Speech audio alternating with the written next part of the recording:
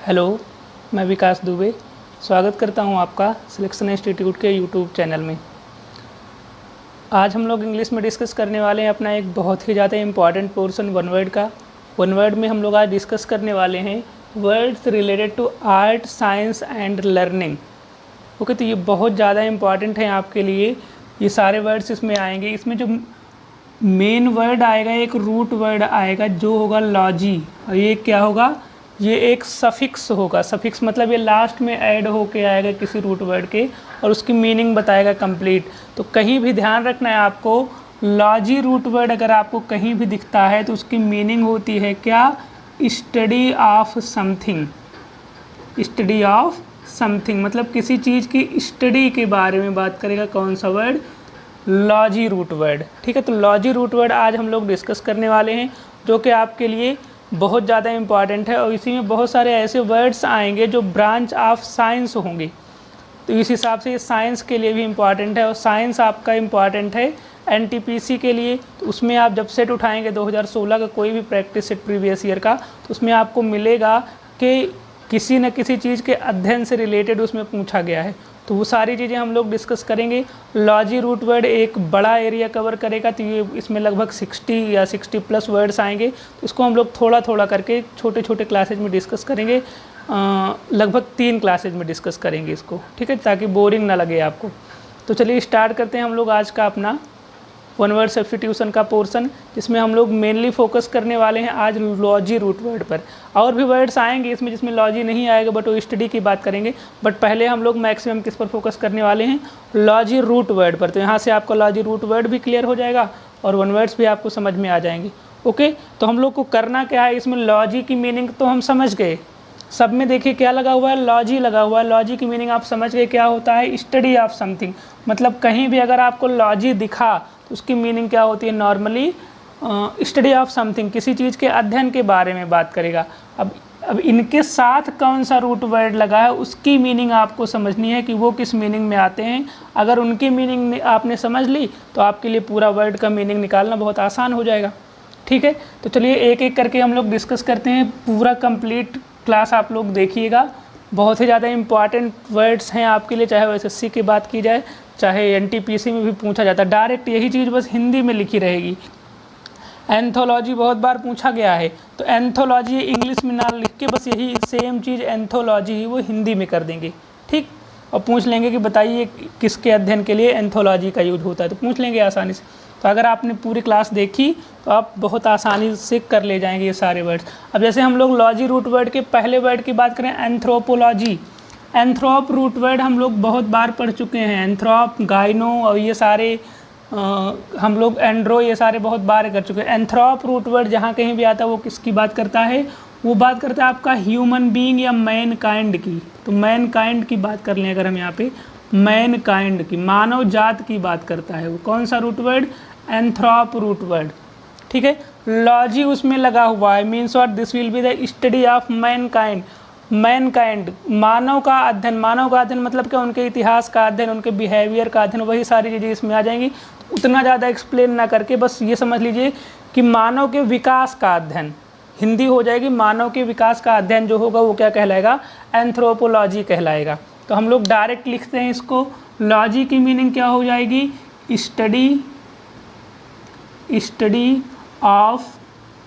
Of something. Study of what? एंथ्रोप means Mankind.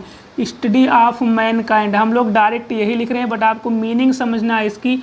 मानव का अध्ययन मतलब मानव के विकास का अध्ययन, मानव के इतिहास का अध्ययन, ये सब की मीनिंग में आ जाएगा।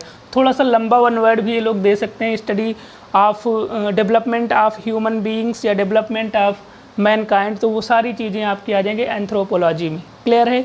नेक्स्ट वर्ड की बात की जाए, आर्चियोलॉजी। आर्चियोलॉजी ध्यान रखना है आपको, आर्चई के एक वर्ड होता है, वहीं से आर्चियो बना है, जो बात करता है ओल्ड थिंग्स की या फिर पास्ट की चीज़ों की बात करता है।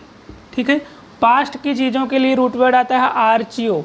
तो लॉजी हो गया, तो study of past things. Past things मतलब क्या?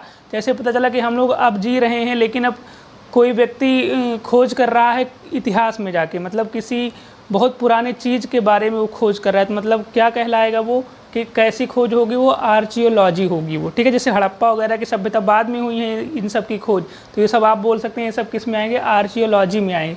किसी भी पास्ट चीज़, पुरानी चीज़ों का जो अध्ययन होगा वो कहलाएगा आर्चियोलॉजी। तो ये आपका क्या आ जाएगा, study of what, study of past, या फिर पास्ट थिंग्स भी बोल सकते हैं, स्टडी ऑफ पास्ट या पास्ट थिंग्स भी बोल सकते हैं। ध्यान क्या रखना है आपको, लॉजी तो समझ में आ गया होगा, ध्यान रखना है आपको आर्चियो रूट वर्ड। क्लियर, समझ में आया। नेक्स्ट वर्ड की बात की जाए तो एटिमोलॉजी बहुत ज़्यादा इंपॉर्टेंट है, बहुत ज़्यादा बार पूछा गया है ये वर्ड। एटिमो रूट वर्ड आपको ध्यान रखना है। एटिमो रूट वर्ड जो आता है वो आता है वर्ड्स की बात करने के लिए, शब्दों की बात करने के लिए। तो एटिमोलॉजी कंप्लीट मीनिंग जो आएगी ये होता है शब्द व्युत्पत्ति विज्ञान बोलते हैं। कोई भी शब्द कहाँ से आया है उसके बारे में आप, जैसे रूट वर्ड आप डिस्कस करें तो वही कर रहे हैं, ये कहाँ आया, ये इसकी मीनिंग क्या हुई, तो मतलब आप फॉर्मेटिंग पढ़ रहे हैं कि कोई वर्ड कैसे बना हुआ है। तो ये जो होता है ओरिजिन ऑफ वर्ड पढ़ना, शब्द व्युत्पत्ति विज्ञान उसको बोलते हैं, उसको हिंदी में उस शब्द व्युत्पत्ति विज्ञान बोलेंगे, और इंग्लिश में क्या बोलेंगे, एटिमोलॉजी बोलेंगे। तो इसका अगर आप लिखना चाहें एक्सप्लेनेशन तो क्या हो जाएगा, study of origin of words, किसी भी शब्द की व्युत्पत्ति कैसे हुई है, उत्पत्ति कैसे हुई है, उसकी जो स्टडी होगी वो क्या कहलाएगी, एटिमोलॉजी कहलाएगी। एटिमोलॉजी भी बोला जाता है। तो आसान सा वर्ड हो जाएगा बट बहुत ज़्यादा इंपॉर्टेंट है, एसएससी ने बहुत बार पूछा है इसको। एटिमोलॉजी कन्फ्यूज नहीं होना है आपको। एटिमोलॉजी इसी टाइप का एथोलॉजी और एथनोलॉजी हमको कंफ्यूज करते हैं। सारे इंपॉर्टेंट है, ये भी बहुत ज़्यादा बार पूछा गया है और ये भी बहुत इंपॉर्टेंट। सबकी मीनिंग हम लोग एक एक करके, लॉजी की मीनिंग समझ में आ गया कि स्टडी ऑफ समथिंग होगा, तो उतना तो आप पहले ही कर सकते हैं कि स्टडी ऑफ व्हाट, एथो जो रूट वर्ड होता है वो एनिमल्स बिहेवियर की बात करता है। एथो रूट वर्ड किसके लिए आता है, एनिमल बिहेवियर। और ये जो होता है एथनो जो रूट वर्ड आता है ये ह्यूमन बीइंग के लिए आता है, ठीक है। ध्यान रखना है आपको, दोनों में कंफ्यूज नहीं होना है। ह्यूमन बीइंग्स के लिए एथनो आता है और एनिमल्स के लिए क्या आता है, एथो रूट वर्ड आता है। दोनों में कभी भी कंफ्यूज नहीं होना है क्योंकि कंफ्यूजिंग ऑप्शंस दिए रहते हैं पेपर में। तो ध्यान रखना है, एथो दिखा तो एनिमल बिहेवियर की बात करेगा, तो एथोलॉजी कंप्लीट मीनिंग क्या हो जाएगी, एथोलॉजी की मीनिंग हो जाएगी study of animal behaviour. Study of what, study of animal behaviour, ठीक है। Animal behaviour. अगर बात की जाए एथनोलॉजी की तो एथनोलॉजी क्या हो जाएगा, एथनोलॉजी आपका आ जाएगा study of human beings. Human beings के बारे में आप जो अध्ययन करते हैं, इनके विकास के बारे में जो आप अध्ययन करते हैं, वो सारी चीज़ें किस मीनिंग में आती हैं, वो सारी चीज़ें आपकी आती हैं एथनोलॉजी की मीनिंग में। तो आपको यहाँ पर भी समझना है कि एथोलॉजी और एथनोलॉजी में बहुत ज़्यादा अंतर है, दोनों में कंफ्यूज नहीं होना है आपको। अगर आप लिखना चाहें कि एथनोलॉजी की मीनिंग क्या हो जाएगी, तो एथनोलॉजी की मीनिंग हम लोग नोट कर सकते हैं study of development, study of development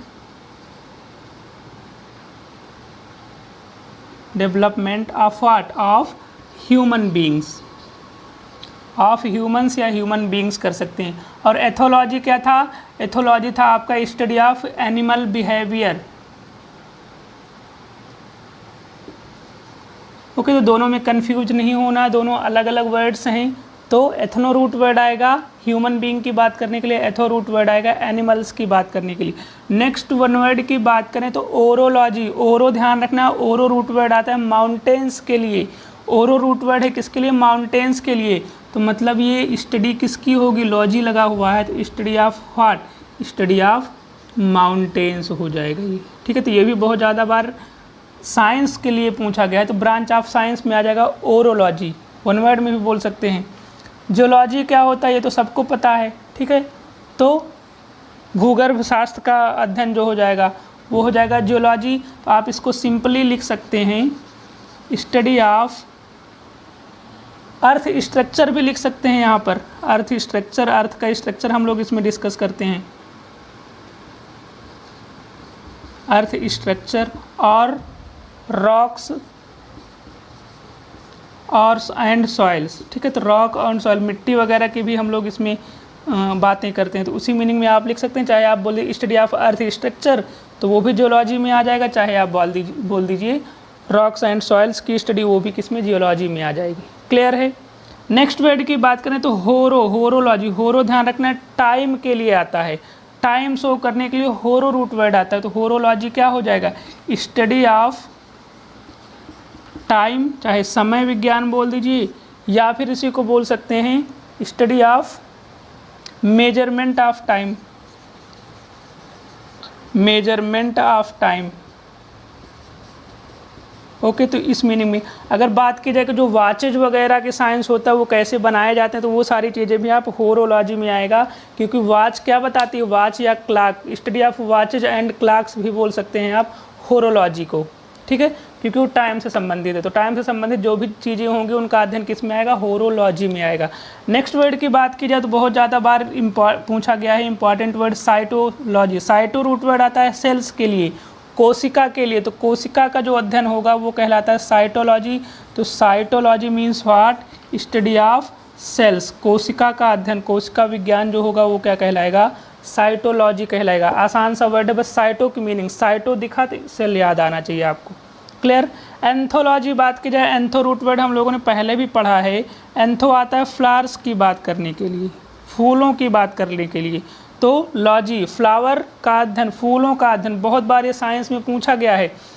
तो क्या हो जाएगा, स्टडी ऑफ फ्लावर्स, फूलों का जो अध्ययन होगा, फूलों का जो अध्ययन होगा वो क्या कहलाएगा, एंथोलॉजी कहलाएगा। तो एंथोलॉजी ऐसे पूछ लीजिए, फूलों का अध्ययन कहलाता है, ऑप्शन में बहुत सारे option, cytology, horology, orology, anthology, तो क्या सही होगा, एंथोलॉजी। बस ये ऑप्शन में आपको जब साइंस वाले पोर्शन में मिलेगा तो हिंदी में लिखा हुआ मिलेगा एंथोलॉजी।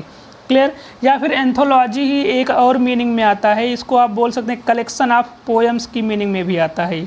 तो ये अलग है, लॉजी से इसका कोई मतलब नहीं है, बट ये वर्ड वहाँ भी पूछा गया है। तो अगर आपसे पूछा गया कलेक्शन ऑफ पोएम्स क्या कहलाता है, कविताओं का संग्रह या कविताओं का संकलन क्या कहलाता है, तो आप बोलेंगे एंथोलॉजी कहलाता है। एक ही वर्ड है, वो इस मीनिंग में भी आता है, इस मीनिंग में भी, अपना अलग अलग उसकी मीनिंग है। तो ध्यान रखना है आप, जैसा अगर पूछ लिया कलेक्शन ऑफ पोएम्स तो भी एंथोलॉजी, अगर पूछ लिया स्टडी ऑफ फ्लावर्स तो भी एंथोलॉजी। क्लियर। तो ये सारे हमारे बहुत ज़्यादा इंपॉर्टेंट वर्ड्स हैं। होप कि समझ में आया होगा आपको, कोई भी कन्फ्यूजन होगा तो आप डिस्कस कर सकते हैं, बाकी एक बार और देख सकते हैं। ये सारे नोट कर लिए, फिर हम लोग 10 और वर्ड्स डिस्कस करते हैं आगे इसमें।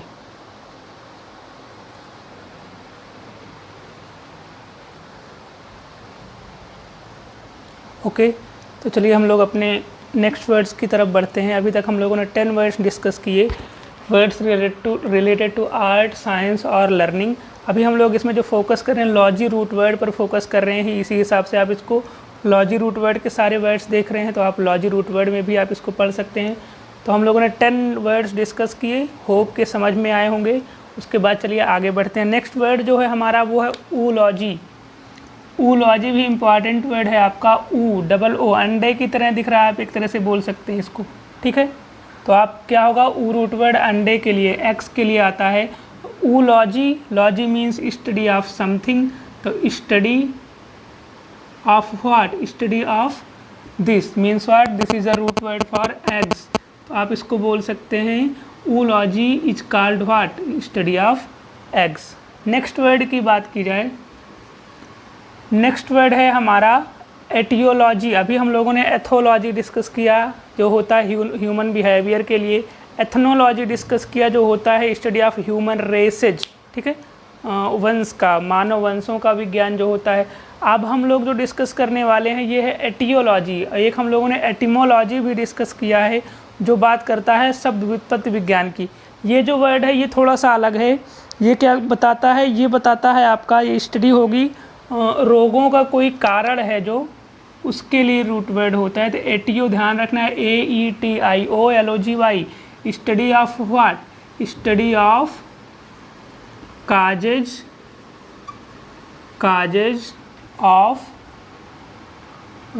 रोगों का बोल सकते हैं। तो पेशेंट नहीं होगा, तो study of causes of illness बोल सकते हैं आप, ठीक है। तो किसी भी बीमारी का जो कारण होता है उसका पता करना या फिर उसका जो पता लगाना जो होगा वो क्या कहलाएगा, एटियोलॉजी। इलनेस या फिर आप बोल सकते हैं डिजीजेज भी बोल सकते हैं बीमारी के लिए, ठीक है। तो बीमारियों का कारण जो उसकी स्टडी होगी वो क्या कहलाएगी, एटियोलॉजी कहलाएगी। तो वो भी इंपॉर्टेंट वर्ड हो जाएगा आपके लिए। नेक्स्ट वर्ड की बात करें वायरोलॉजी। वायरोलॉजी भी इस समय बहुत ज़्यादा इंपॉर्टेंट है। वायरो से आपको दिख रहा होगा वायरो, वायरस, तो ध्यान रखना वायरो जो रूट वर्ड होता है वो वायरस के लिए होता है। तो मीनिंग आप समझ गए होंगे, logy means study of something, तो वायरो मतलब स्टडी ऑफ व्हाट, वायरोलॉजी हो जाएगा study of virus, scientific study of virus बोल सकते हैं। क्लियर है, आसान है। वायरोलॉजी। फिलोलॉजी, फिलो जो रूट वर्ड होता है वो लैंग्वेज के लिए आता है, तो ये हो जाएगा स्टडी ऑफ लैंग्वेजेज या फिर साइंटिफिक स्टडी ऑफ लैंग्वेजेज भी बोल सकते हैं आपको, ठीक है। विज्ञान की तरह पढ़ना उसको।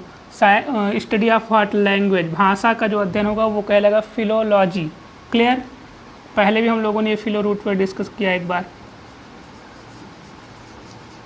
तो फिलोलॉजी मीन्स व्हाट, स्टडी या फिर scientific study of what, languages, भाषाओं का जो वैज्ञानिक अध्ययन होगा वो क्या कहलाएगा, फिलोलॉजी कहलाएगा। नेक्स्ट वर्ड की बात की जाए ऑर्निथोलॉजी।